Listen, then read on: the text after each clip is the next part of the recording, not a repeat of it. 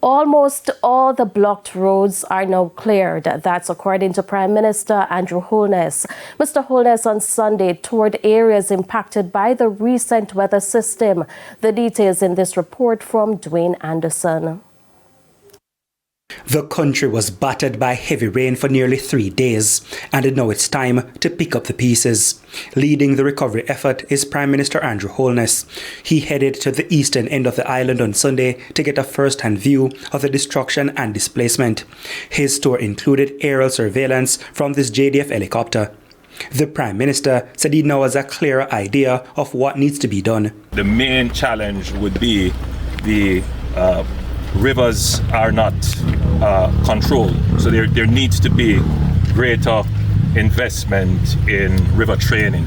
So the rivers are overflowing the banks as you would know them for 10 or 15 years, and they're changing their course and destroying agricultural land and threatening houses. Still too early though to say how much it will cost taxpayers to repair and replace the damaged infrastructure.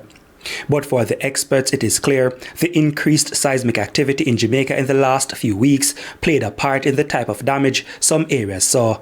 West Rural St. Andrew, the damage is mostly from landslides, and that has to do with the soil type. Historically, we have chosen to cut roads in these hillsides where the land is unstable, and it is going to happen naturally as we have heavy showers of rain, and particularly when we would have had and experienced earthquakes that would have caused the soil and rocks to shift.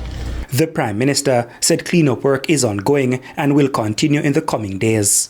What we would want to point out to the country is that the NWA and the other agencies of government have responded very quickly.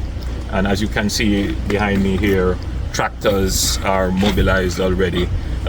I gather there would be 70 odd roads that were affected, blocked, but I would say about 95% of those roads have been cleared. State agencies have also been instructed to identify flood victims to assist with relief supplies. Dwayne Anderson, TVJ News.